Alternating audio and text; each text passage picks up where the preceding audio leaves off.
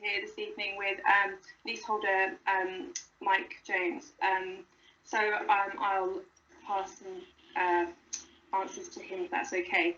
In terms of consultation, I said to full council that we didn't actually know the extent of the works or the costs until we got our Section 20 notices in September. And since then, I spoke to full council and we got a doorstep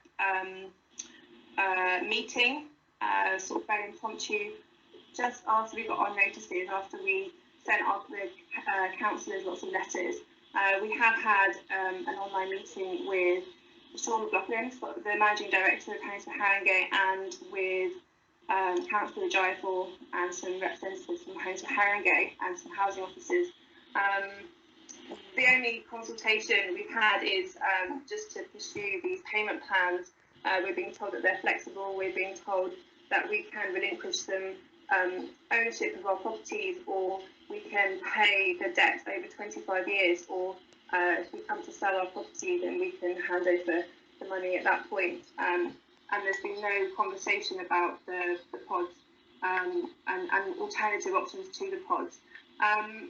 We haven't had our Section 20 observation letters, any responses to that. We were told we were going to get our responses back on the 13th of November, and then on the 12th of November we received an email to say that we weren't going to get anything until the 23rd of November.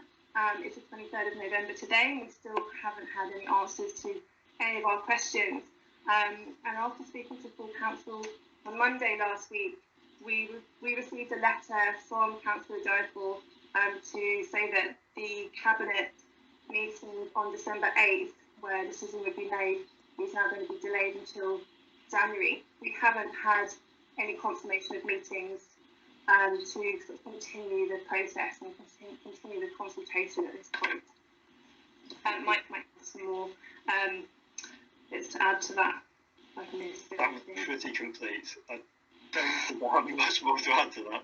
We've been promised a further programme of engagement, which suggests to me not just a single meeting, but a series of meetings. And we really need that to be a proper dialogue, one in which both sides get to talk, where we get to present our case properly and to be listened to, because that's the one thing we feel hasn't happened. We're not being listened to.